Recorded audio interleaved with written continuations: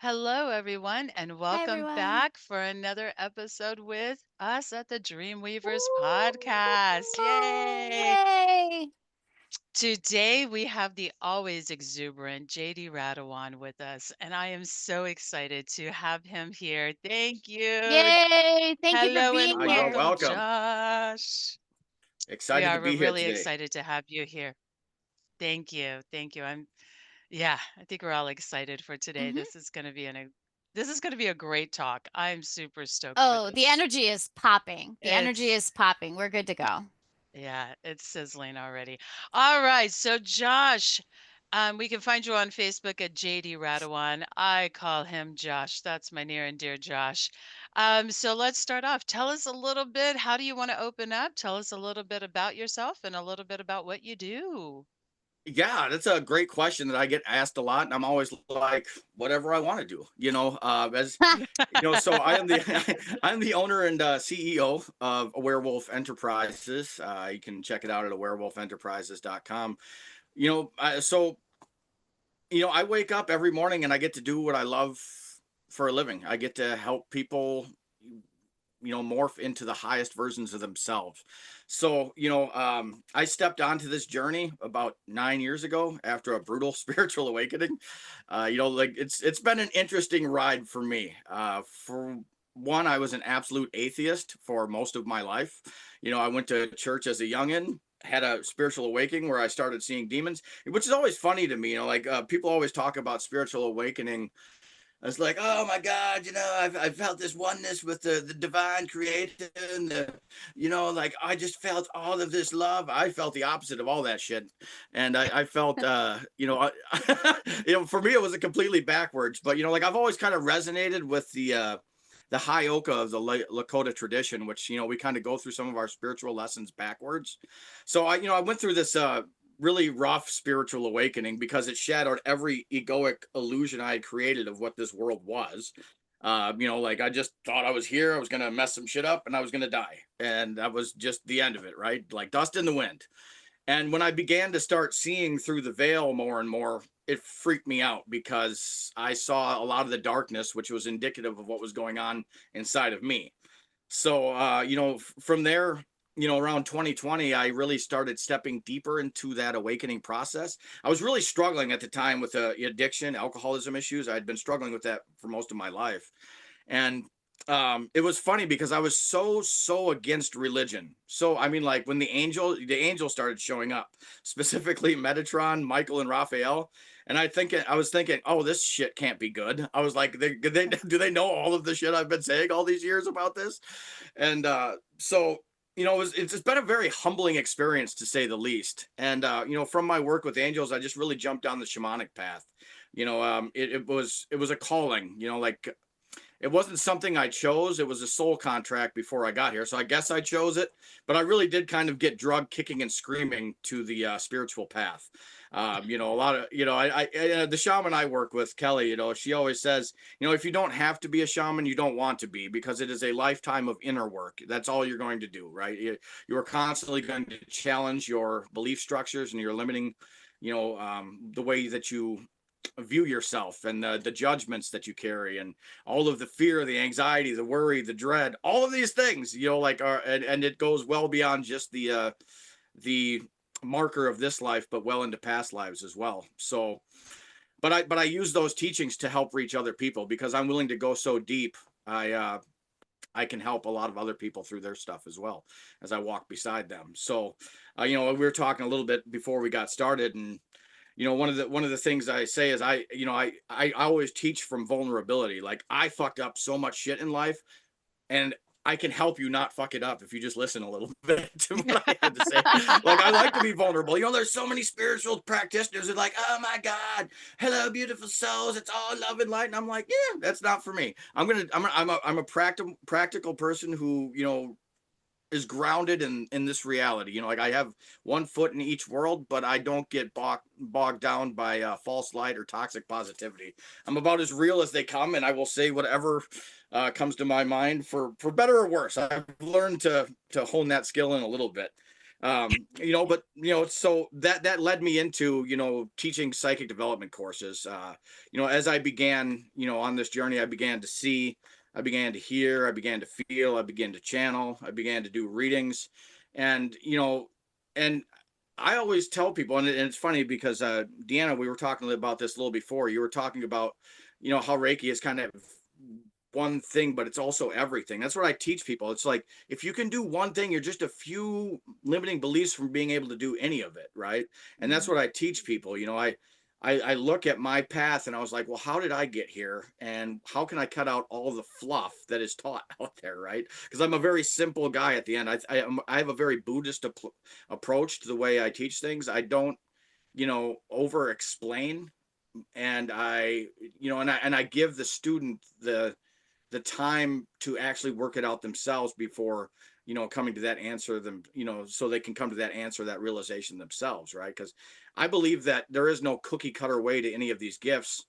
We all have a different access point, and for me to tell anybody how to do it is absolutely asinine. And I think that's why a lot of people Yep. get bogged down in the comparison or not feeling good enough, because on this path, our inner child wounds, I'm sure you guys know, we get hit with them all, right? Like Mhm. every level of consciousness, you get the to look at all those blocks that come back up again. Yes, So they now go, they keep showing up, and then you get them down, and then they come back as you go to somewhere else until, I mean, I haven't got it to stop yet, so I don't know if it does, but yeah, well, the shaman I work with has been doing this for 50 years, and she's still doing it.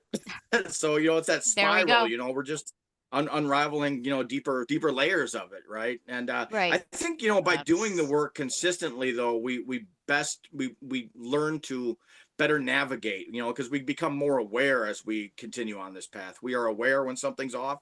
We become aware of our own patterns, and we become aware of new ones, right? Like as Mhm. seers and psychics, like, to me, that's what it is we recognize the patterns, the patterns of the universe. We see the way that the code works. Not to get too matrixy, which I don't even really like. I don't even know why I use the word code, but it's kind of like that to some degree. Yeah. Like, I do see us as kind of spirit hackers to a degree, and being able to help people hmm, lift lift the blindfolds that we were programmed to have from an early age. So I'm a transformational shaman. I am here. I am a walking tower card. Like, if you come work with me, we're gonna we're Oh gonna we're God. gonna crumble you and get you right to be where you want to be at. I tell people, Yep. like, people don't work with me because I'm a yes man. They come to work with me because they really want actual change in their life, and I do it with absolute love, and I will absolutely challenge people along the way, because the best teachers I had are the reason I'm doing the things I am today.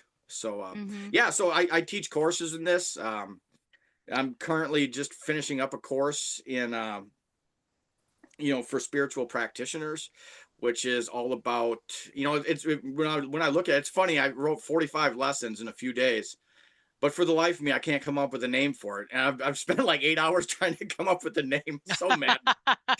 So I don't have a name for it yet, but the concept is to really dig into the shadow of spiritual practitioners to understand why they're not attracting clients, right?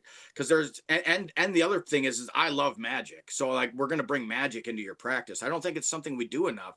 Like, Mhm. for me, one of the greatest quotes I ever heard is, you with a true master, you never know if they're at work or they're at play, right? And that's how I like to approach my business. That's why I say I can do anything I want every day, because that's what I chose to create a couple years ago. So, in a nutshell, that is what I am currently doing. The proverbial nutshell. There's so much in that story you just told. yeah, yeah, in a Wow. nutshell. Hmm. Wow. I really like what you said. And I was trying to remember the exact words, and of course my brain doesn't hold on to things like it used to, but um how you have to look in the mirror. And when you were talking about like spiritual awakening, where people are preaching, it's just one day you wake up and you're connected to spirit and you're one with your version of God or the infinite intelligence or whatever spirit, and the angels are all around you and everything's beautiful and singing and there's unicorns and roses and all that. Or as you described, you got the spiritual two by four and you see the demons, you see the darkness. And honestly, that so reflects how I've thought, because if you can't look at yourself and recognize the darkness in yourself, you are not going to see the light because you don't have the contrast. And even when my our friend of the show, Dr. Thomas, and I do this healing, the beginning of it involved both of us facing something dark and being challenged with it, and then being able to move forward after that.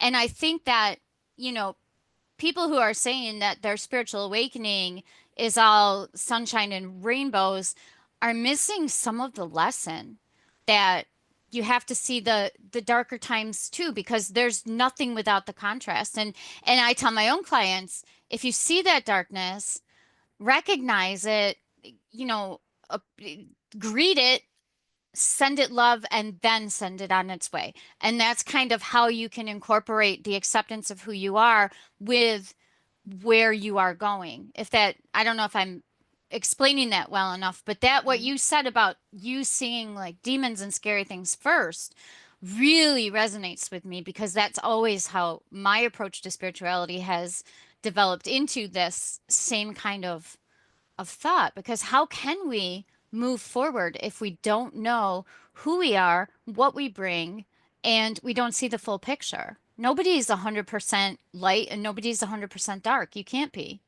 because you miss it. I don't know if that makes Right. sense. Yeah. Yeah, it does make sense. And the way it was explained to me, from the shaman that I work with, like we start our inner work in the masculine, like in the crown chakra, and we strip away all that isn't us. And then we come into the feminine, which is kind of that wild, free essence, and once we strip away everything, we can become nothing. And when we become nothing, we become one with everything. And that's like the blueprint for the work. But like Mm-hmm. that masculine side, like that's where that toxic positivity to me, it's just something I really struggle with. I Mm-hmm. don't judge anymore, because I know we all have a path. But like from the discernment I will use in regards to that is, I've found that a lot of clients that have worked with people that are only working with one side of the coin, they tend to go into that spiritual bypass where they're not actually learning any lessons or learning the tools. And it's really just like another form of cognitive behavioral therapy to me. And I've never been a fan of CBT. Like, oh, like, what are you going to do when little Jimmy gives you a 20 bag of crack? Well, I'm going to say no. Well, that's great. That's great. Let's do that. Let's run that skit 95 times. But that 5% of the time, you're going to fail. How about if we Mm-hmm. just ran the skit where we go right at the core of that wound and figure out why the fuck you're hanging out with little Jimmy who has bags of crack, right? Like, Exactly. so That's like a new take on the DARE program, that's for sure. right. So like I Speaking do of have a inner different. child work. Yeah.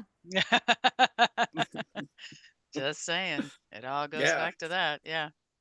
yeah, no, no, it's been a cool journey to get here. Same thing. I went through a spontaneous Kundalini awakening last year, Mm. which was absolutely insane. Another one of those experiences where people say it's like just fantastic. I thought I was dying. Um, I literally, I woke up, I made peace with death, and I went back to sleep. As Jesus and Nyx, I don't know if you're familiar. I'm sure everybody's familiar with Jesus, but I don't know about Nyx.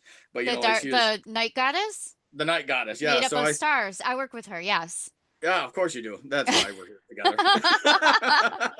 So Nyx is absolutely fantastic. And she, I went through that where it just bubbled out all of that stuff in my chakra system, right? It just started pushing from my root up.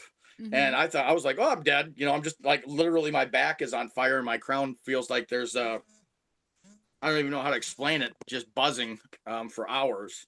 So, Wow. it's another one of those things where it's like people are always like, I want to go through that. I'm like, you better have done some inner work that makes you, be able to handle that.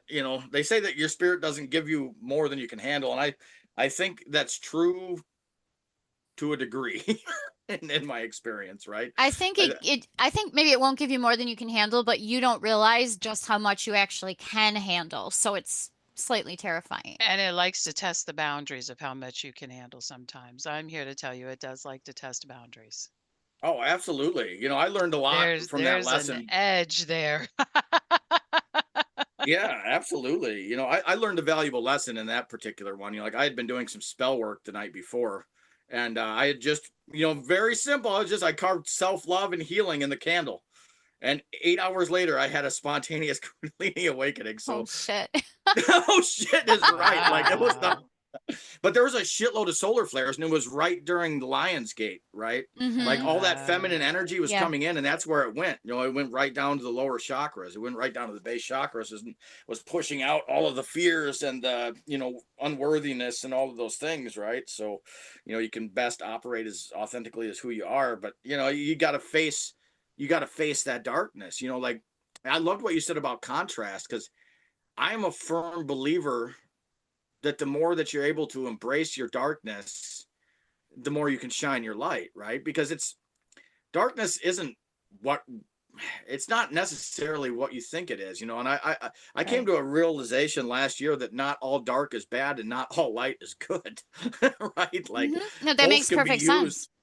right? Both Yeah. both can be used for manipulative ends. But you know, to not honor what goes on inside you, and to me it's about removing the judgment. It doesn't mean you have to act on what's going on inside you, but to not acknowledge that it's there only makes that shadow grow. Oh my God. You know, Yes. Thank you for saying that. That's been in my mind for a long time. I'm sorry. I didn't mean to interrupt, yeah, but no, yes, that's great. just Yeah, yes.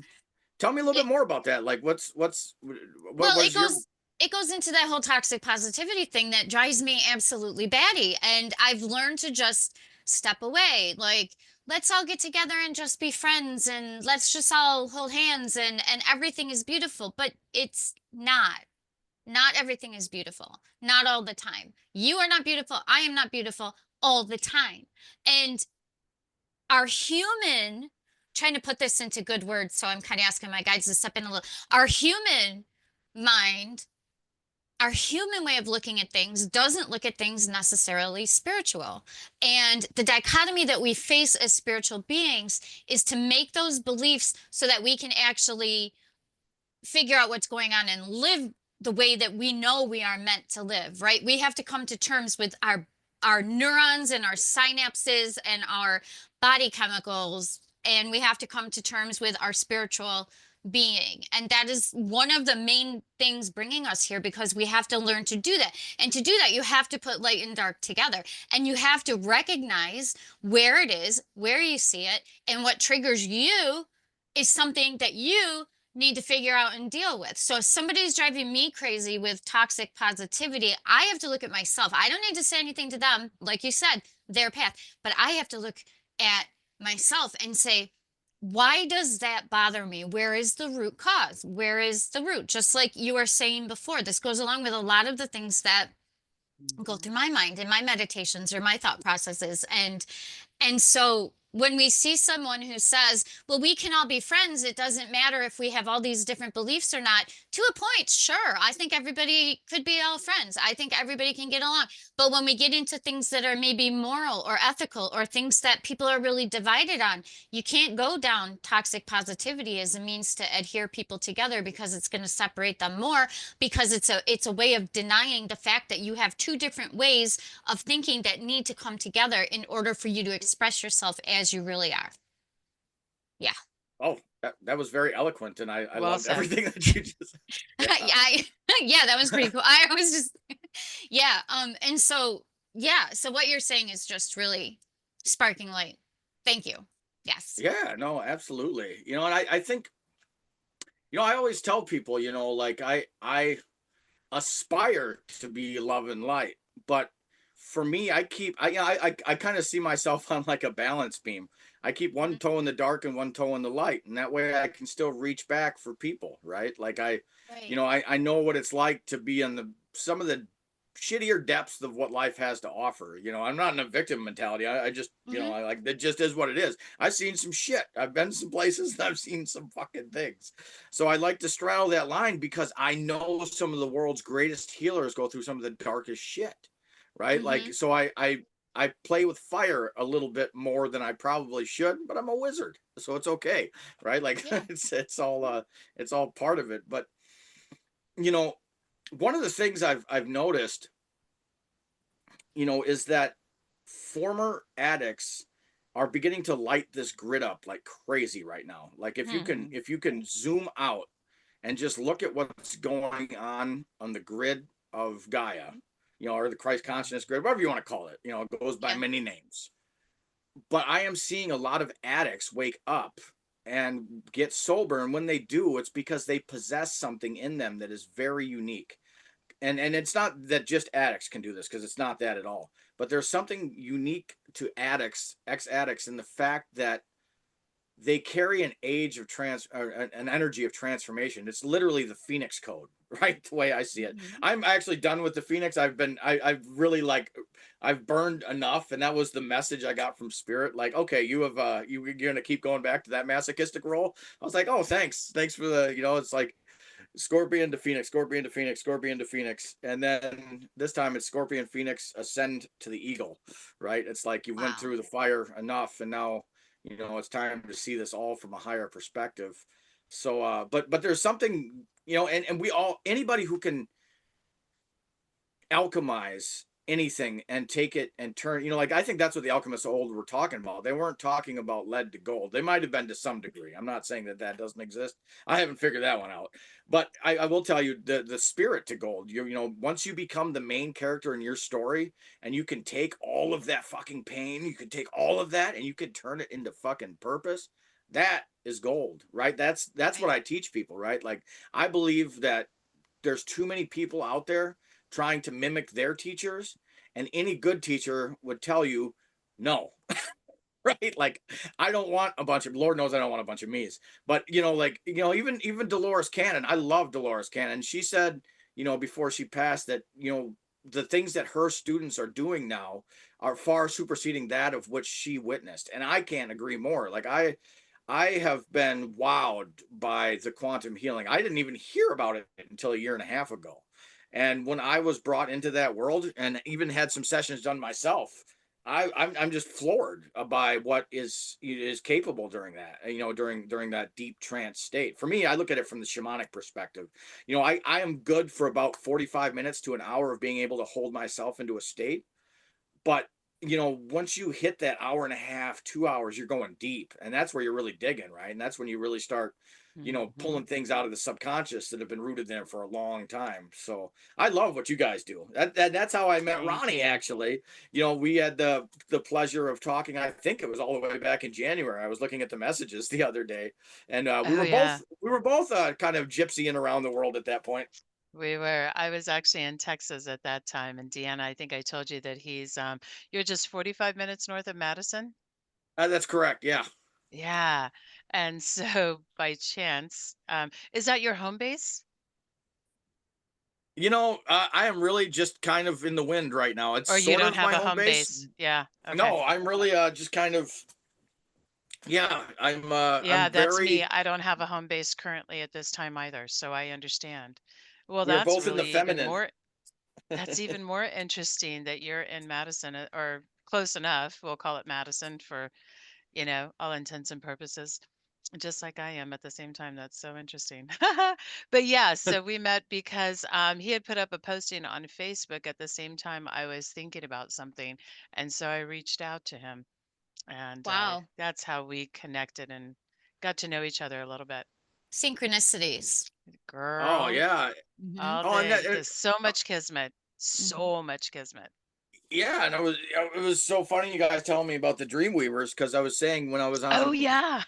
you know, when I was on Shamanic Walkabout, like, I had journaled 2.5 years ago this particular medicine woman's name in my journal, and when I got out west, lo and behold, I found the medicine woman I was meant to work with in Reno, which I call Las Vegas Light. But like, so she was working out of, two of them actually are working out of the same studio, and it's Dreamweaver Salon over in Reno. So, Yep. when I love synchronicities. Yeah, it lets you know that you're in alignment, like you're right there, Hmm. right? It's just Right. this little awareness. Hey, yes, yes. Yes, I look at him. I read so now, a while back, I don't know if you remember that book. Matthew McConaughey wrote a book, Green Lights. Hmm. loved it. Yeah. Oh, did you read it?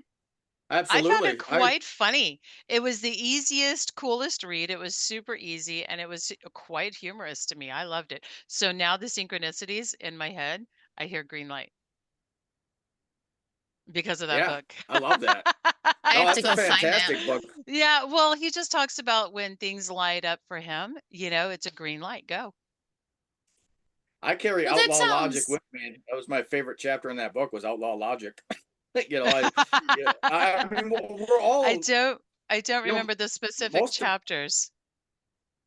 yeah, most of us on this journey are, kind of in that Jungian archetype of outlaw, right? In the sense that we don't really abide by rules, like because we've seen a truth that doesn't go away, Right, right? Like there's no more blinders. You go so far down the hole, Alice, there's no coming back, right? And right. it's a No. beautiful thing, but it's it is it is different than what most people allow themselves to experience. And in that is a little bit of that, like outlaw logic, that being outside of the confines of what people would call traditional, or I don't want to say acceptable because the world is shifting quite rapidly right now, but Yeah. Yes. we're definitely on the forefront of the big shift that's happening. I feel that. Yes, and that I feel is a major purpose for many of us here, or purpose or mission or whatever word you want to use. I'm in a group where we discussed for a long time, is purpose the right word?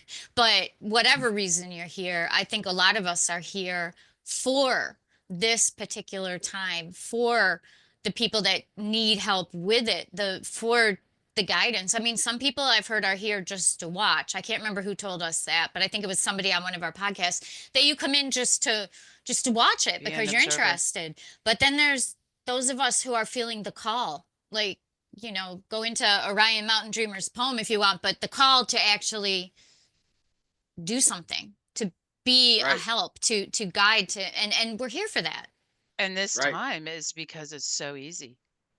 because we've messed it up enough times before that we Because can we get it right. can this time. Yes, because we've messed it up so much. Yes, because it's easier. I mean, everybody's coming out of the spiritual closet. When people, it's any type of shaming these days, and shaming of spirituality is so less accepted. If you're trying to say something that's spiritual about yourself, people, and somebody else has something to say, people look at you. Well, It's gotten so much easier now. Kind of I like, say sort of, not necessarily on a global scale or a really big scale even, but I think there's more communities of like-minded people, I and think it's that's getting where a we're lot feeling that easier. cohesion. But used to, there wouldn't have even been one in a group of 20 that would stand up for you. Oh, I know. I was really considered weird in high school, And so now, there's at least that 1 in 20 that'll stand up for you. And I'm just yeah. saying, like, we're seeing the evolving, and it's Mhm. it's just it's I amazing. think we're magnets and we're coming together. And maybe we're coming together in a group here, and a group here, and a group here. But then these two groups might come together, and then this group might come together. And that's kind of how, I mean, that's how any general movement starts, anyways. But I think that this is more than just a movement. I think that this is an enlightenment. This is a A alignment new way. coming It's a together. new way. Hmm.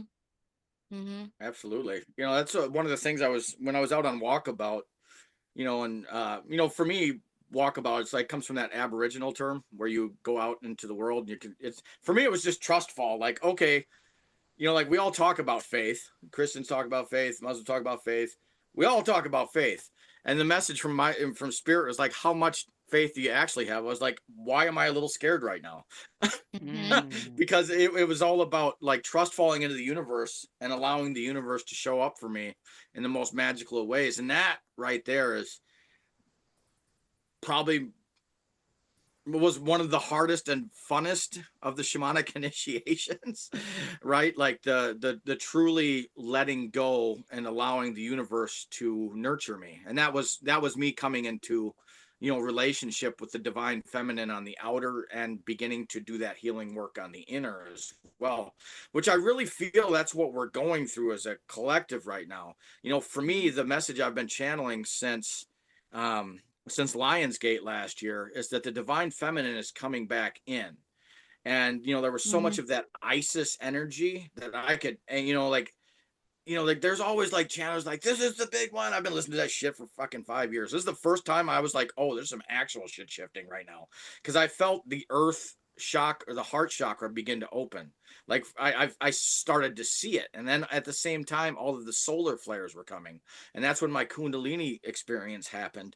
But it's about what I see is, I look at this whole thing as like a chakra, right?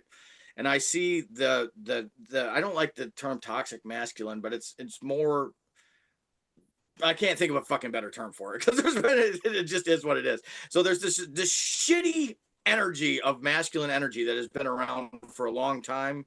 Really kind of, they really kind of put the nail in the coffin at the panel of Nicaea when they really shut out the Mary Magdalene teachings and all of that. But I see this, like even women have been driven into this masculine, like do. So that, like it's hard for any of us to be in that beingness, that allowingness, this place of where we can really work with the law of attraction and really build faith and really build trust and operate how the universe actually operates, because we're so operating out of fear, not to project my reality on anybody else's, but that was some of the things that I worked with. But I see this opportunity as this shifts, right? I've noticed that there has been an upswing in women's circles that really went into the dark feminine. I was like, the whipping boy in me is like, oh, I'm gonna go there and I'm gonna talk. The spirit's like, that's the dumbest shit you've ever said. They're like, I was like, I want to show them that there's good men out there, that you don't have to hurt the spiritual path. And spirit's like, you've done some dumb shit, but that'd be right up there. I was like, okay, we're not gonna do that. But I've been watching it, right? So like these circles went in, and it's like a chakra, right? Like you think of it, it can go from underactive to overactive, right? So what I saw is this masculine begin to flip. So what in theory, like it would kind of go into that darker feminine because it's been such a darker masculine for a long time. And the idea that we have never been able to really make work as a society is balance, where we're neither one of us are in fucking charge and we walk together, right? Like in Right. solidarity, Exactly. right? And I hope that's what we can accomplish this time. That is, like that's what I think that's part of the mission, even though I don't really quantify it, because then the spirit just tells me that you know nothing and just continue to do what we tell you. But like it feels like it's leading that way, is to being able to open up to more vulnerability, and to Hmm. understand each other on a deeper level, right? Like I'm a firm believer that all religions are saying the same thing, and it's pretty much just don't be a dick. I think we can just drop it all, and like there's in every single religion, it's like just love your neighbors as you love yourself, right? And Hmm. Right. and that's the other thing, is we have to learn to love ourselves so we can love our neighbors better. Right. So And then to do that, we have to look in the mirror. I mean, it all starts with self and then it radiates out. It's absolutely. so interesting when you were talking about the true trust fall and the fully letting go and trusting of universe, because that has been kind of a topic around here a lot lately. Dan and I were just talking about it the other day, and we've talked about it, but man, I think that is one of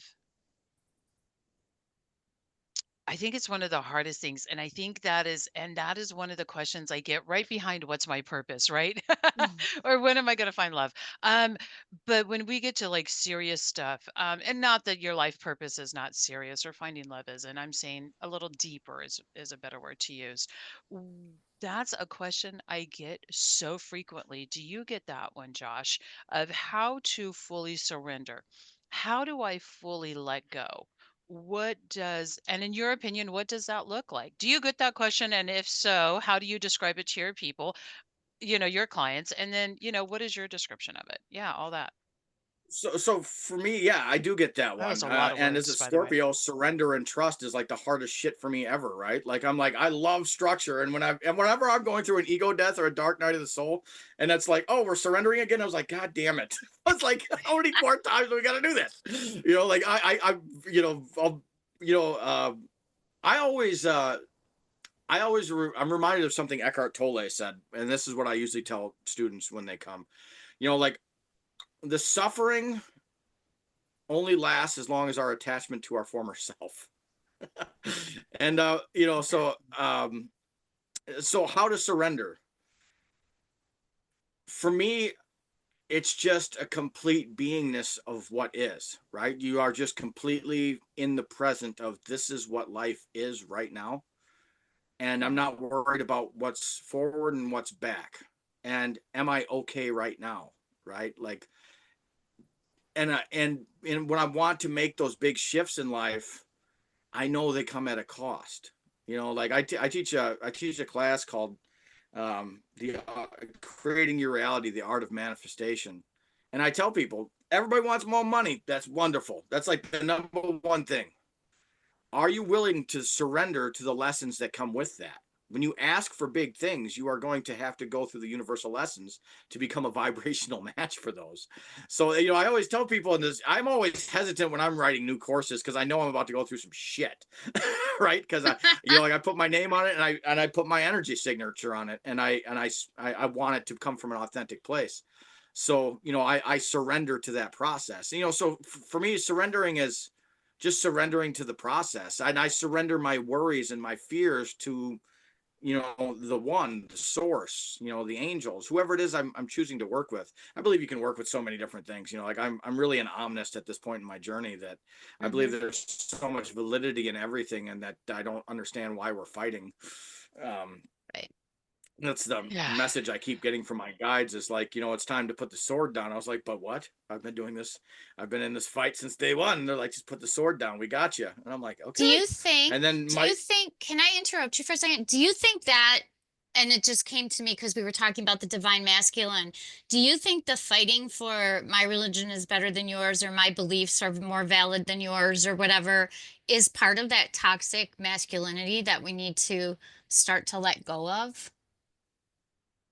yeah, I mean, I don't know that I'd specifically bog it down to just masculinity, but I mean, like, if you're looking at it from like a cerebral intellectual standpoint, Mm-hmm. absolutely, Yeah. because it's a marker for control. So yeah, like I could Right. see that. Yeah. But I think that's exactly what it is. It's like, I always tell people, like, be careful with labels, right? Like, Yeah.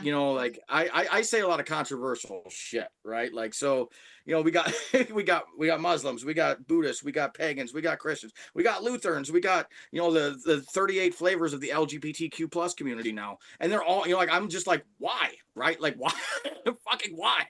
Why do we have to do this to each other, right? Like, and it's Right. not even us doing it. It is something beyond us that is creating these frictions. Like, this is what the darker energy feeds on, right? Like, this is the thing that feeds on darker energy.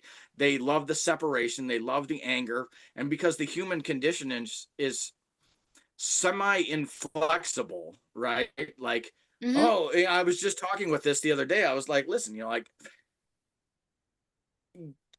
the egoic structures that we build around our belief systems make us believe if somebody else is right, then we're wrong. And that's where we struggle as a society. Like, why can't both be right? Fucking Right. novel concept, right? Like, like, what if there's more than one valid path? And the only reason that people don't find that to be something that they can look into deeper is because it goes against everything they were indoctrinated with. And that's what I do. I Right. come in and I just start working with people, and like, let's rip out some belief structures, because I had a lot of early Christian, trauma that I had to read, like a lot of the fear-based stuff, a lot of I'm going to Mm-hmm. hell, I'm not good enough, and all of those things that come with a lot of the religions, right? It's not just Christianity, it's a lot of them. So, you know, um, it creates that cognitive dissonance. I think I went a little off field, so I'll let No, you. that's awesome. I No, mean, that's that's so true. And we're not here to say any religion is better than any other, or any religion is worse than any other, but having an open discussion about why is there so much conflict between different religions when you can break them all down to the same thing. Play nice in the just be a good sandbox, person. don't be a dick, however you want to put it, but Right. Yeah. it's all about that. But then you will get that indoctrination. Well, if you don't accept this as your, if you don't accept, say, Christianity, because that's the one I'm most familiar with. Say if you don't accept Jesus as your savior, then it doesn't matter how you live, you're going to hell. No. That's funny because I could channel Jesus right here. Like, he could show Yeah. up in his in his Freebird t-shirt and his jean shorts, and we can, he's, like, I love Jesus because he is the original. He's one of the original fucking rebels. It's like, are we reading the same story? This guy flip tables in the fucking church. What do you think he'd do now if he came back? I was like, I love Jesus. Like, I love Jesus because I see the totality of what he was trying to teach. He was saying, I am the way, I am the truth, I am the light. He was talking about each and every one of us, but it's Right. been twisted in a way that's like, oh no, only the guy with the fancy hat at the top, that's the guy that can channel Jesus. And I'm like, I just, I struggle with any type of hierarchy myself, because I see the manipulation tactics grounded into it, right? Yeah. It's, once you begin to open yourself up to deeper truth, you see the way that we're misled and how those energetic hooks keep you coming back. And that's why it's so hard when people are, trying to wake up, because they have all of this subconscious programming and it's not Right. their own. I'm like, what if you woke up just today and you had nothing before you today? What would you believe? Would you be the main character in your own story? Like, what does that look like? Like, really put yourself there. Like, if, say that you're, a Christian and, like a Catholic, and you live here in the States, you were born here, your family took you to that church, and that's why you're that. And that's why you so believe in it so vehemently. Now, imagine that you woke up in the Middle East. Would you still be a Catholic, or are you a Catholic by luck? And Good this is point. the questions I ask people, right? Like, you Right. know, for me, because that's what I needed to do for myself, to awaken that there is love in all of these religions, right? There's love in all of them, and that they all carry a validity. And that's one of my missions, is to try to, bridge the gap, right? Like, that rainbow bridge that we're trying to create out here on the light grid. And Mm-hmm. Lord knows I'm still working through the anger with some of it, but some of that, I try not to be in righteousness, but there is a frustration sometimes that does arise with hard-headedness. But in all honesty, it's always a reflection of I don't know self on some nothing level. about So that. It falls into, like you said, indoctrination, ego, and comfort level too. I mean, if you're in a big family with one religion, you're a lot more comfortable being in that religion than stepping back. And well, maybe not everybody, but many people, they'd rather not step back and say, hey, guess what? I don't believe anything you believe. This is what I believe, because of the backlash that you're going to get from the others. And I think now that more people are waking up and more people are working on the bigger questions, like something I've said for a long time is anytime there's chaos, there's a kind of a mass search for something else, because nothing on the inside is fixing it, something on the outside might. And whether you get then people who are becoming born again, which is awesome if it helps them, I'm totally for that, or people who are finding different religions, again, awesome, or who are finding no religion, awesome too, whatever works for you. But we start looking outside ourselves when we realize that the things around us aren't changing or aren't getting helped. And I think that's part of what some people are doing, and it's causing more awakenings. It's causing more people to say, whoa, maybe there is something even bigger than what I thought, And as for Jesus, dude, I played with him as a kid. He was around me all the time, and right, he's he awesome. was always there. And religion didn't scare me because I had him in my ear all the time. Like, and I'm really saying something I haven't said in public on video very often, but totally. So I wasn't worried when I heard other religions in my family that were saying things that were completely terrifying if you believe them, right? Right. I was like, I know, because he hung out with me. We used to play together. So for me, it's kind of an easier thing, but I feel bad or something, bad, sad, for people who are trying to move into a more universal mindset but are constrained by beliefs, indoctrinations, and people around them that makes it that much harder to actually Absolutely. go into that. I mean, that struggle is valid and real. Absolutely. I mean, Yeah. it's a huge ego death. I mean, like, I still come back to it, right? Like, Mm-hmm. because because of that early programming, there was so much fear around it for me. And Mm-hmm. I was just I've should I tell this story? Yes. Okay, I got to go Okay. ahead. So one of the things that I noticed on Walkabout was that, like I do exorcist work, and I do, helping spirits crossover work as well. I do And that I too. seen an awesome. And I saw an up I've done I'm sure you saw an uptick in how many of these spirits are like really like the activity's been ramping up, at least in my awareness, for a Yeah. better part of a year and a half now. Yeah. And so I've been talking to these spirits, and they're ready to go, right? And this is what I A think. lot of them are. So the message I keep getting is, when they died, they chose to stay here because they were in fear because of hell, the concept of hell. They didn't think they were good enough, so they stay here, they go crazy. And this is what's Mhm. been lowering the vibration of the planet. Like this is, because there's so many trapped souls here. And so that is one of the major things that I saw. And this is, you know, why we're doing the work we're doing, is to talk to them now, right? Hmm. And to help them to cross over. But it's this is where I don't have a lot of time for fear mongering, in regards to that, because now I see so many souls trapped here that could be, they're stuck in a karmic loop, right? And like this has been happening for a long time, but they're stuck, and they're racking up more karma by being disincarnate on the planet right now, because they're doing shitty things because they've gone a little bit mad. Um, Mhm. Yep. so and that comes from that concept of original sin, which to me, original sin is just knowing that the creator doesn't love you. I'm feeling disconnected from that. That's the only sin there is to me, right? Like, I and get that's that. That my makes perception. sense. Yep. you know um like I said, I like to simplify things. So Well, yeah, I mean, I only started doing, well, I like to call it psychopompery because I like the word, but also just rescue medium, crossing souls. Um, maybe 2 years ago, maybe even less than that. I can't remember when I was given it in a guided meditation. Odin shows up and you don't say no. And then death and hell. And I'm like, okay, we have a pattern here, and a friend of mine recognized that. She happened to be at the place I was on non-coincidence. And she's like, we need to talk.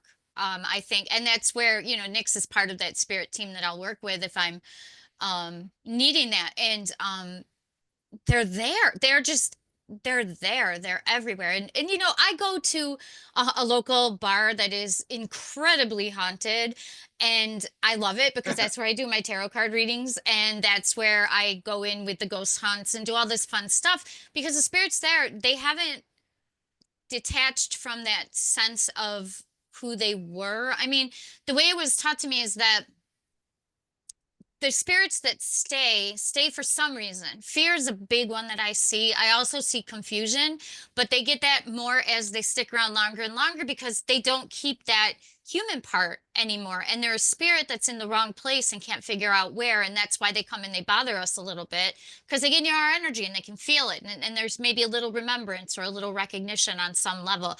And they're not bad. They're just stuck and lost.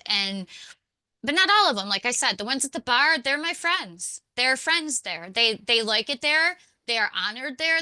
They are talked to and cared for, and it's where they want to be because they're totally allowed to go if they want to. They don't, and they're you enjoying. I mean, it's like a really interesting relationship because as I've been there now for over a year, on a regular basis, they come up to me now. They don't just do funny things like whistle in my ear when I'm trying to walk past them or something. They're like, "Oh, I see you over there. Cool. Have fun. Let me know if you need anything." That's awesome. I love And them that's there. Yeah, and I love that. And I got to tell you, when I first started doing like spirit release, it's not really a therapy to me because it's nothing like therapy. But Yeah. when I first started doing it, I was still very much in my warrior, the warrior side of my shaman side. Hmm. And I was more just like, get the fuck out, of this person, right? Like I was very Yep. like, and now it's so much different, right? Now I'll say I have about a 85% success rate of being able to help them cross over to something better, right? Instead of just Mm-hmm. throwing them willy-nilly wherever, which was Right. very much part of my spiritual ego lessons. And I got taught a very valuable lesson in that I could share sometime. But what I've noticed, if you're familiar with the concept of soul retrieval, Mm-hmm. Mhm. which I know that, I don't know if you guys call it directly that in quantum healing. From the shamanic side, we look at it, as soul retrieval. But, so I began to see that these entities, or these discarnate souls, I started seeing this as a place where I could do the release work, the work with the client, but then also it's like a soul retrieval for that entity that stayed behind, to reunite it with its higher self or other piece that it needs to go in another dimension, which is a lot of weaving and stuff, but I'm sure you guys understand. I know I'm in the right woo-woo place to discuss these Anything is good. philosophies. Yeah. Absolutely. Absolutely. But I Yeah. started seeing that as being able to help them cross over. Now there are just some There. entities that are super dicks, and like I don't have time for that. And I've worked with ETs that are kind of dicks too. Like they just implanting technology in people. So I don't have a lot of time for that. Like if you're not going to listen to me, you want to go that route, then no judgment, but like I'd just help a person claim their sovereignty, right? Like Yeah. there's universal laws that we all got to abide by. Oh, definitely. I mean, I used to be the GTFO person who would be like when my kids were young, teenagers and stuff, and things happened in our house as I was awakening to things and trying things without any guidance whatsoever, which is Yeah.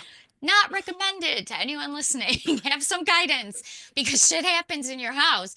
And my kids were getting scared. My kids' beds were shaking. I've talked about it before on here. Their beds Mhm. were shaking. My daughter was seeing things in the living room. She was sleepwalking and just stuff like, the normal kind of poltergeisty stuff that you get when you have two teenagers in your house with high energy and then you're bringing it that much more.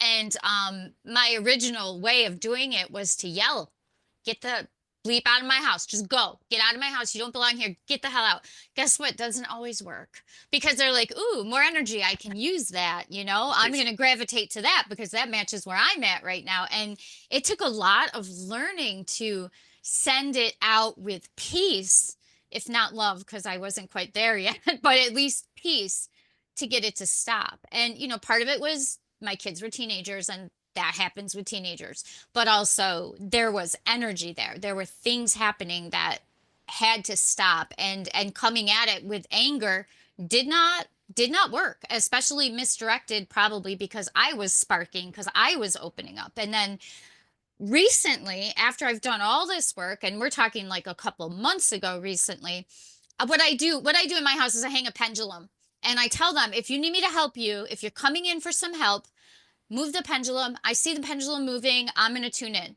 And that's our communication. And then sometimes my door is open, sometimes my door is closed. It all depends. Don't come at me at night. I'm not going to see you. I'm not going to deal with you.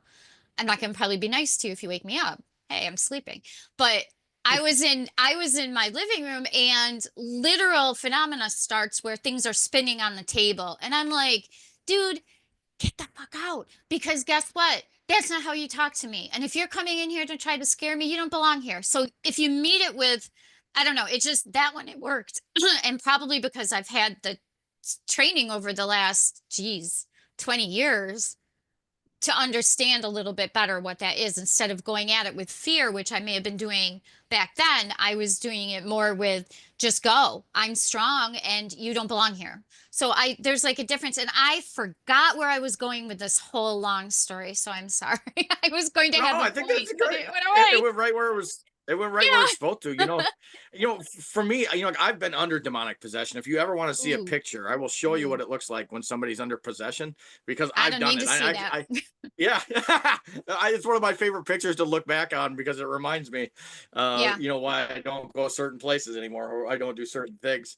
And it reminds me how strong I am because Mm-hmm. even through all of that, I was still able to hold on to all of my soul. And Right. I gained a lot of gifts from being there. But like, because of that, I was so in my warrior. I'm like, I will fucking not allow this to happen to my people. And I was very in that righteousness and like Mm-hmm. all the things, all the spiritual ego things. Like that's the thing about this work too, is we go through ego lessons, right? And it Yeah. to me, it's like that's what separates the good healers from the ones that are going to just kind of be stuck, right? Like, like you got to be able to see your own ego over and over and over again, right? You got to know where, like, because the ego can be that pompous read that I remember when I was doing Reiki, I was like, oh my God, look at me. I can just touch people and heal them now. The all great and almighty Josh now just does this. And then, like, it's all me. And then, like, after a while, I'm like, God, you need to, like, and then I just had some occurrences where first, because I was in that concept, I was giving my own energy away, so I was Yeah. fucking drained because I wasn't a channel anymore. I was the spirit's like, oh, we're gonna run you through this lesson real nice. So why do I do one healing and I'm down for 2 days? I don't understand. So, but so it was like, after that, I always, like when I'm doing any type of energy work, I always keep one hand in the sky to remind myself to be humble and to be a conduit. So, Yeah, that's interesting because I find myself in our group healings, I'll often have one hand up because I have everybody's generally on the floor because I only have two beds. So if there's more than two people, everyone's on the floor. And I will find myself with my hand up when I come out of it. Like I'm not always like present, but when I do notice, I'll have a hand up too. And that's interesting because I didn't know why that was happening, but I just wonder if that's just like a way to keep yourself in line with the channel. You're receiving. Yeah, I never put that together.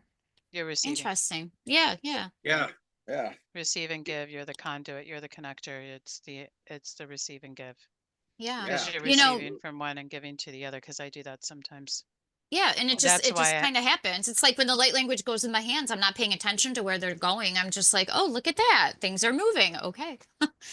It's Mhm. speaking of the exorcism stuff, the reason I immediately said no, I don't want to see that, um is because I was 8, maybe 9 when The Exorcist was on.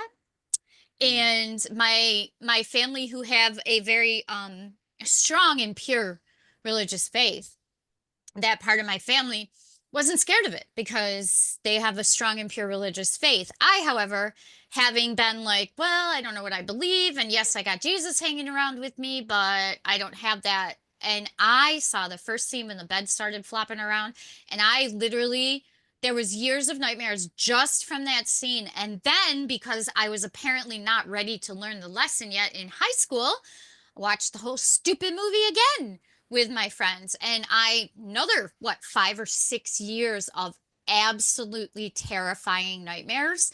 And I realized that is not a path for me to work on because I can't. I mean, what I mean is like work on myself, yes, but work on that kind of help for people because it doesn't, something about that just hasn't fully healed yet. And I've done a lot of work since that, so I'm a lot less scared of things than I used to be, and I'm a lot less believing in things that I than I used to be in terms of the big gap between bad and good or good and evil or light and dark or whatever like we were mentioning. But yeah, no, I don't. That's just not my path. I'm fine with that not being my path. Now that I've said that, knocking on some wood because yes, something is going to come along. I was told early on that like that was going to be part of my path, and I was Ugh, like, I was just coming out of the fetal position of life, like I just got yeah. attacked in the astral by hundreds of entities, right? Mm. And I'm like, this is the path, and I'm like, but it was actually something a shaman told me. It was a story, and she's like, one day there was this apprentice shaman, and the elders are like, tonight's the big night, you're going to be initiated, you're going to go into this, you're going to go into the woods, and you're going to be you know in communion with all of the good spirits, the nature spirits, and they're going to be here with you. So like he's excited, he goes out and he spends that time in the woods, and lo and behold, a bunch of dark entities, demons come, and they rip him to pieces, just Oh, rip him to shreds, completely to shreds. And then in the morning, as the light comes, the good spirits come out and they put him back together. Nature spirits are there. His totem walks with him, and he comes back and he's like, "What the fuck, guys?" And they're like, "You should be thankful because every spirit that just tore you apart, you now hold dominion over." So, ooh, I like that way of Hmm. looking at it. yeah, Yeah. that was one of the big perspective shifts for me. Yeah. because I would, like I think, I really had a lot of work to do around the victim mentality about, what happened, like in regards to, the demonic stuff. But that's to me, I'll be honest with you, like demons and angels play similar games. they'll all put you to the fire in one way or another. Mhm. Yeah. It's I'll say it's a little different. Angels are here more about lessons, but so are demons. They're here to teach you about power, fear, and control. So if Yeah. you can overcome those feelings, then you're not going to have a hard time with them. The angels will continue to push you out of your comfort zone. So it's all about ego Yes. death, no matter which way you go. And that's So a good Mhm. point. And now I'm like, oh God, I just said all that stuff and I just got a great lesson from you. And now I gotta see what what's about to pop up for me because something will, I'm sure.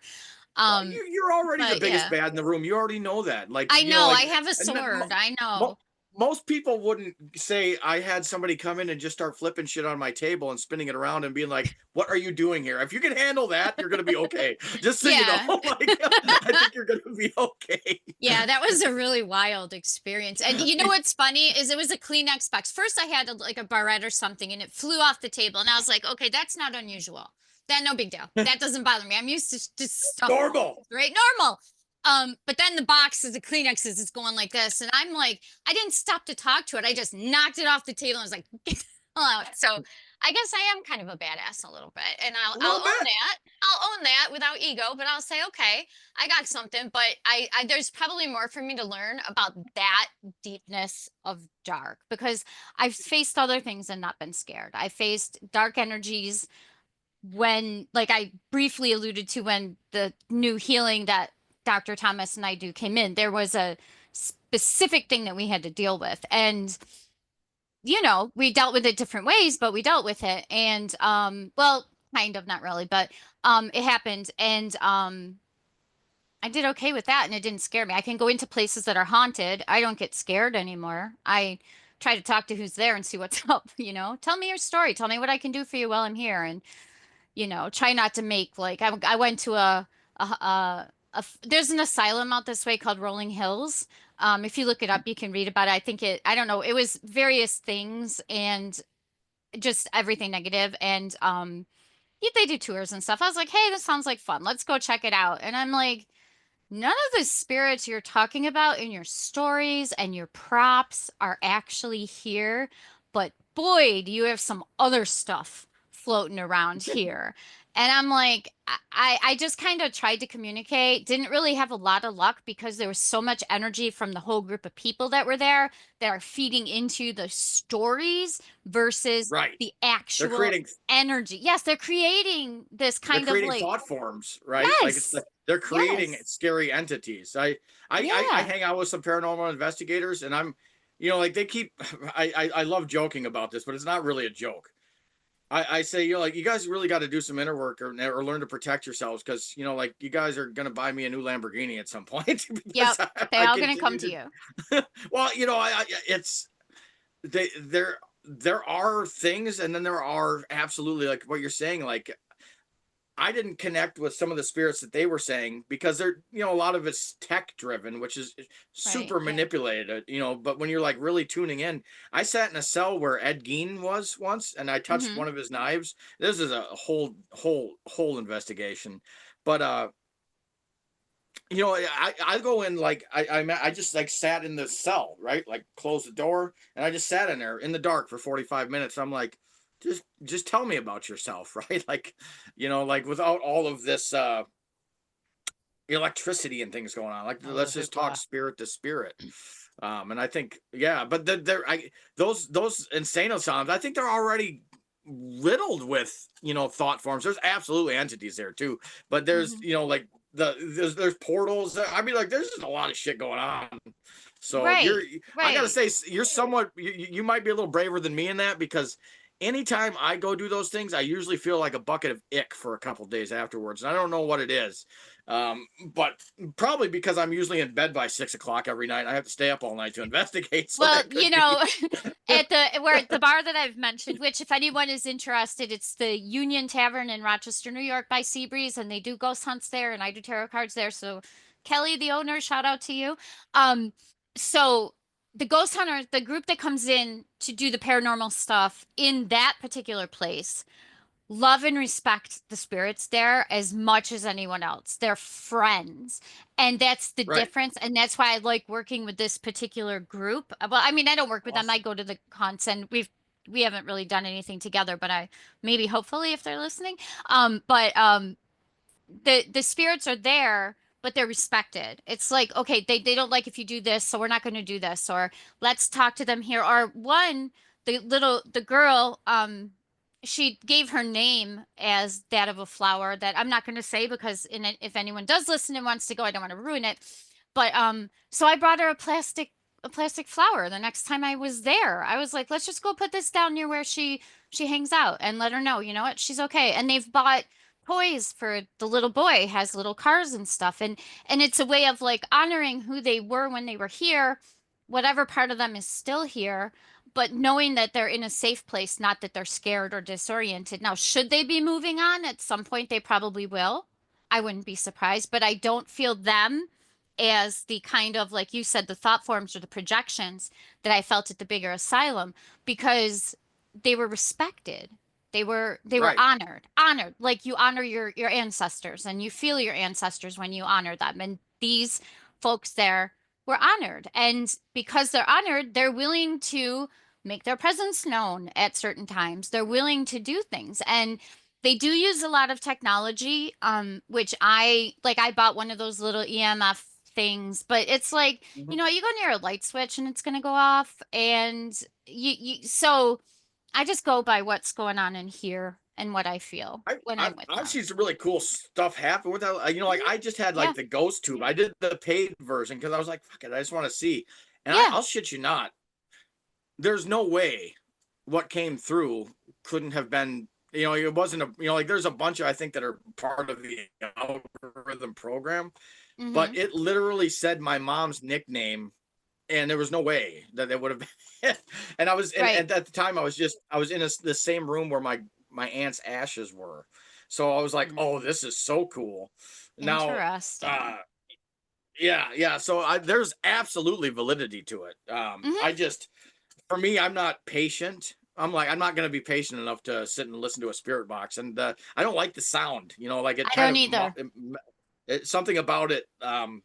It's like it's almost like a spirit agitator. So it's not really a Mm. surprise to me when they get pissed off and they speak through it and they're like, it's telling me fuck you. Yeah. Well, how would you do if you like had Kenny G blowing in your ear? Like nobody likes Well, that shit. the sound of the spirit boxes, they're all like static radio frequency sounds, were the sounds in my nightmares from that movie. So I can't stand them. I won't, Yeah. I don't, I mean, give me an EVP and I'm pretty much okay. But use a spirit box, I'm not gonna, I Yeah. can't, because they use the radio frequencies to try to tune it in. First of all, that's easy to debunk that you're picking up radio stations, but also when they do them, like I've gone online and listened to some of them and I'm like, that doesn't sound right. It just doesn't sound the way spirit sounds to me. And that doesn't mean that I'm right. It just means that for me, I don't vibe with that. Uh-uh. Uh-uh. Right. I'll take an I EVP love though. what you were saying about the showing them the respect. With the one team that I will investigate with, that's the same thing.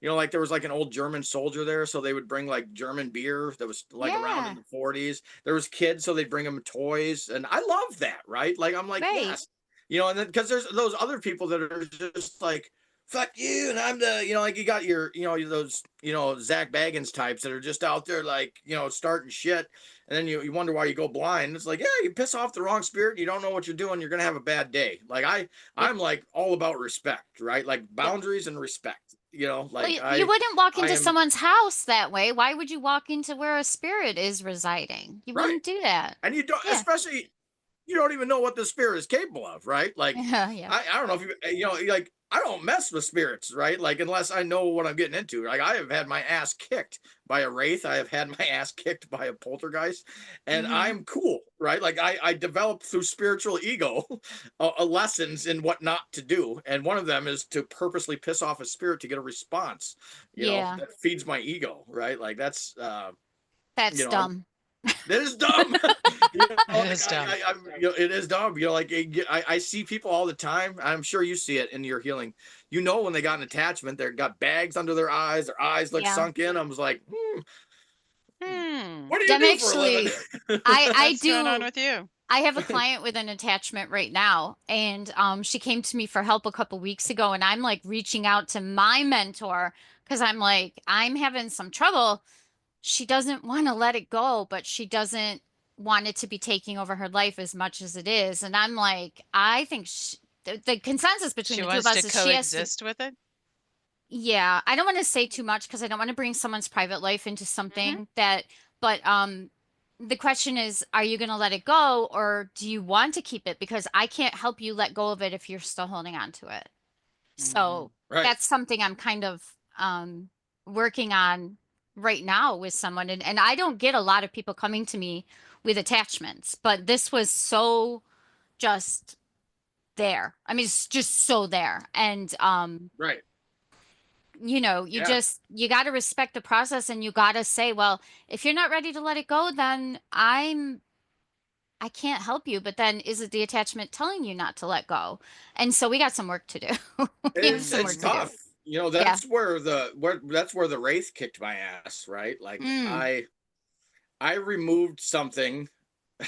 I removed something from somebody before I just knew that I could do it one day, and I was like, "Be gone!" And Oof. holy shit, the king came right at me because I didn't have it go anywhere, right? Like I didn't know what I was Right. doing. I was very early on in learning this, and I was very much in my ego about this shit. So immediately, I was teaching a class. I removed it because I set up sacred containers for my classes. The guy wouldn't walk Oh. through the container, and I knew, and I was like, "Yeah, I see that. Tell me about your dreams lately, because I know what's going on." And he's like, "Yeah," and I was like, "All right, let's remove that."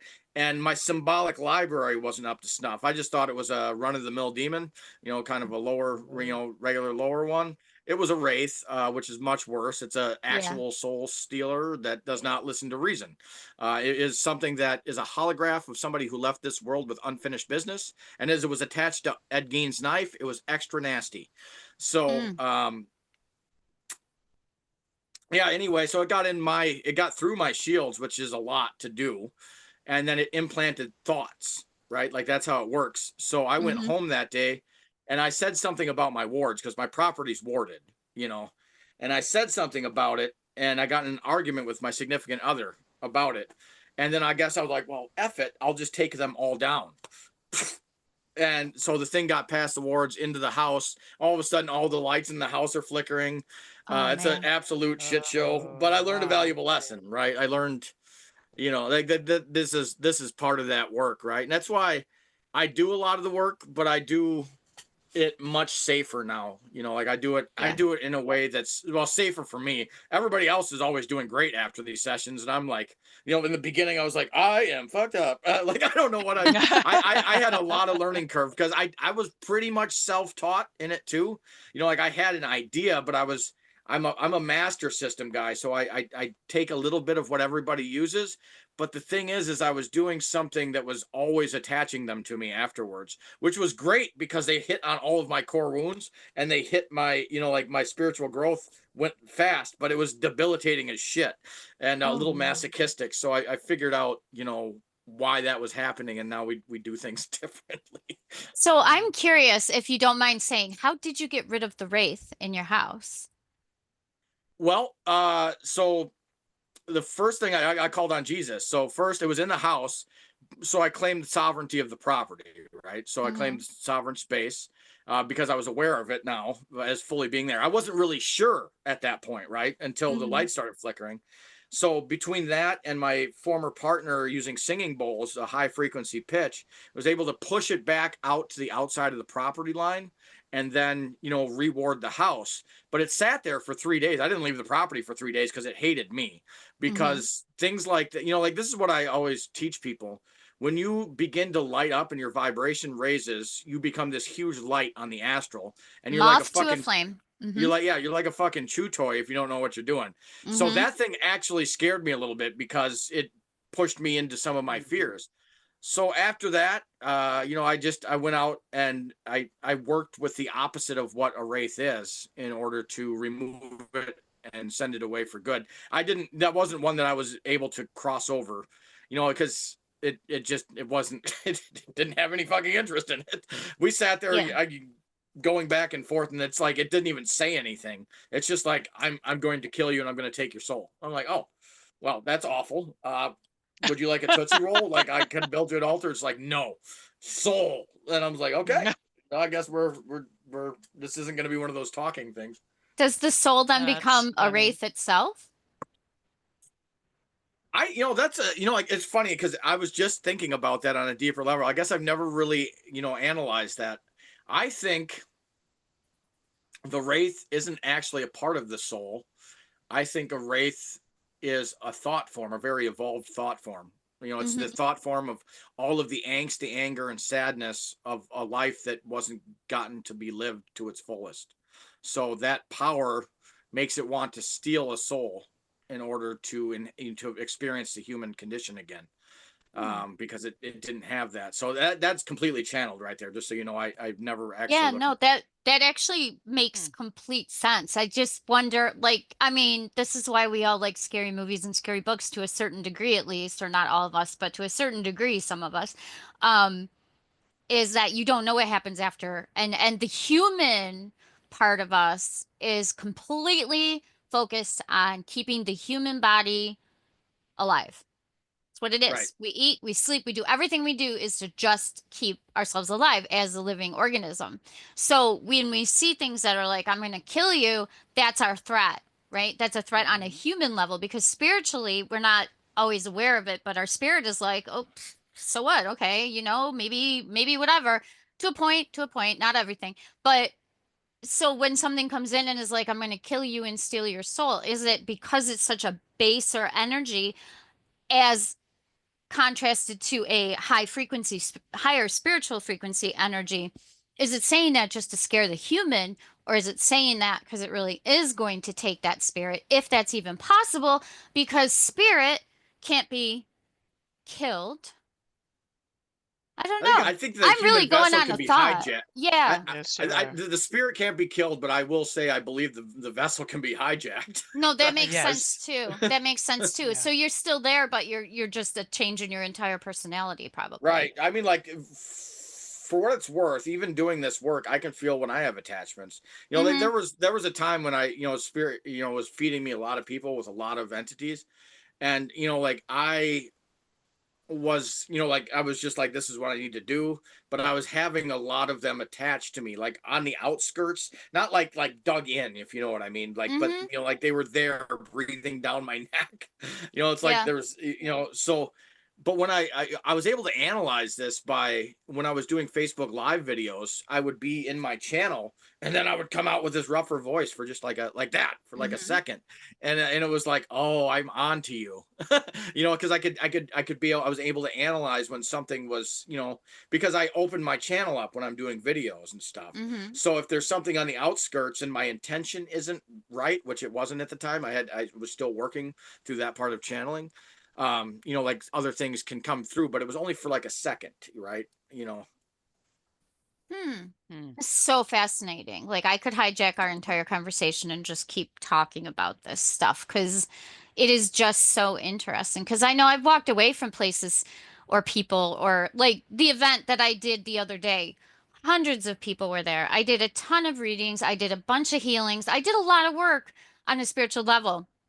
I wasn't using my own energy, but I come home depleted just from the energy of all the people that were around. I mean, I love big crowds, but when I'm open, like what you're saying, when you're open, you feel a whole nother level.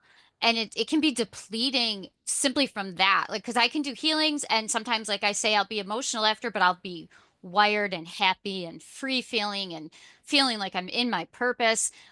But after a crowd of people, that's when I might come down. And I just wonder like how many of those people were like trailing things like balloons on strings behind them, because I think of it as like balloons on a string or a box tied to your leg with a string or something like that, where these things are just kind of coming along with you, influencing you some, yeah, but I don't know. Like I said, I could just always talk about this. Ronnie, you have been so quiet as we have been going on, and I don't want to not give you a chance to have some input on It's all of okay. this cool stuff.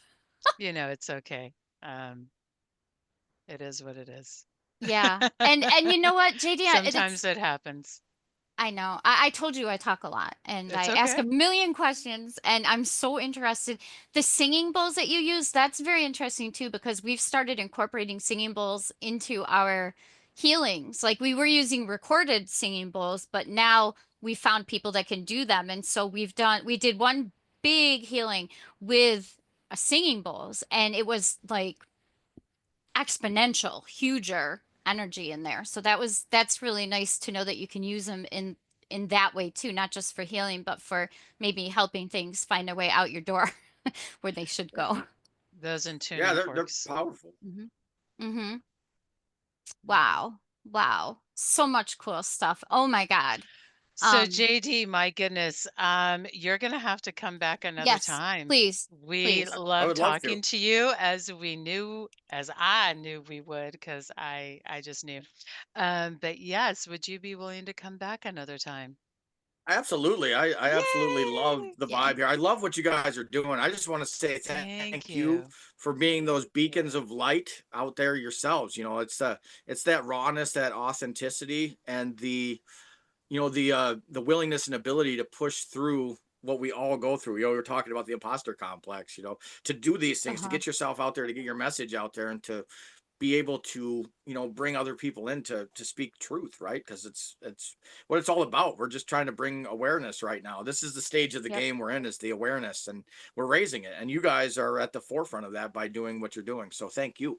Oh, that's Thank so you. kind. Thank you. Thank And you. everything that you're doing too, all of the teaching and Dude. everything, that's what is also bringing people into being able to open and being able to really walk the path that they're meant to walk. So we Hmm. appreciate so much having you on here. Yeah, thank you. Yeah, I want to yeah. say something real quick, and I'm going to go back to earlier in the conversation, something that just keeps coming in my mind that I really want to say, because things pop in your mind and then I just don't say them. But this one is really there. We were talking about labels. And if you remember that part of the conversation when we were talking about labels, sometimes what is coming to me and what I'm understanding is that when we will give people labels or we will do labels so that we can have an understanding, because exactly what we were all talking about with how much we've been ingrained to believe.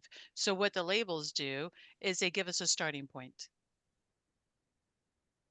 to start understanding. Oh, you are this way. Okay, you have autism. Okay, well, now I can understand that when you do things, they're this way because we are not originally, however it may be, you can, no connotations here, but because we're not originally taught to just be open minded and just be okay with however somebody is. That's why the labels come in.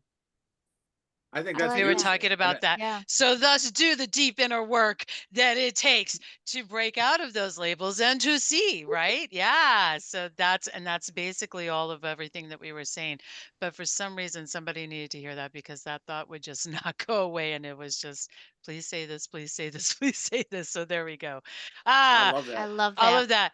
Josh, please end us on something. So, a couple things. I have a couple questions for you. Number one, where can people find you?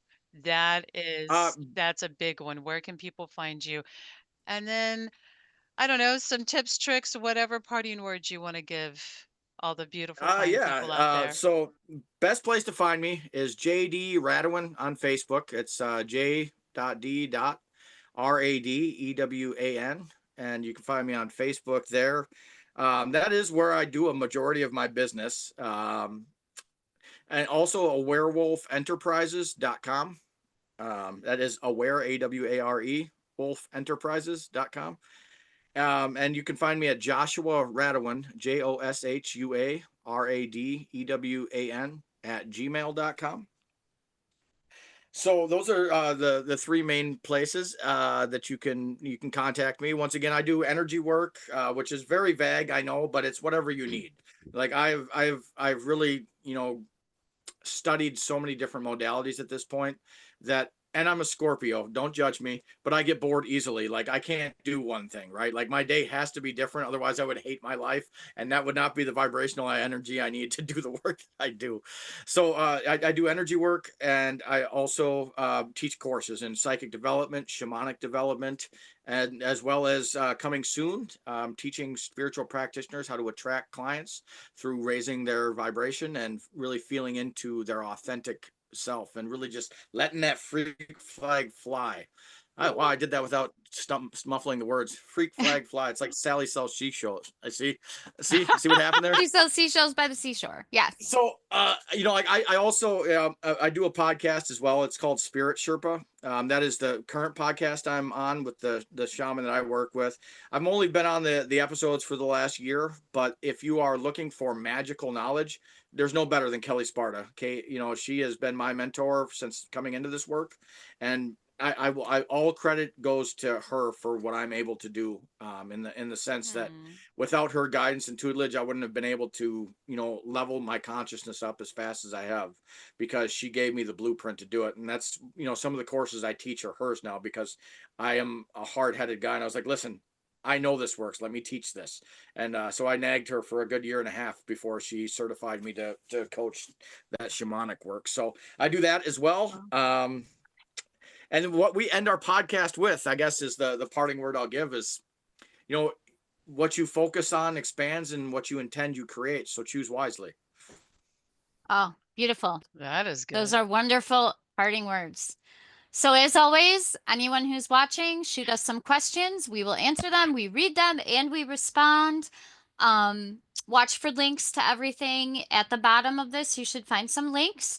And a bunch of links. Be blessed, be blissed, and we will see you next time. Bye-bye. Thank you, everyone. Have a good one. Bye, guys.